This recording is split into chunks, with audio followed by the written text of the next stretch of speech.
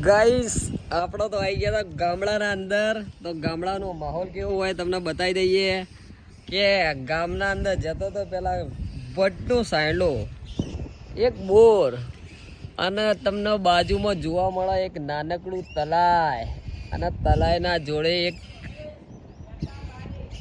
છાયલાનું હાય. આ શું દેખાયું ભાઈ? એ ભાઈ આનું કહેવાય શી ખબર.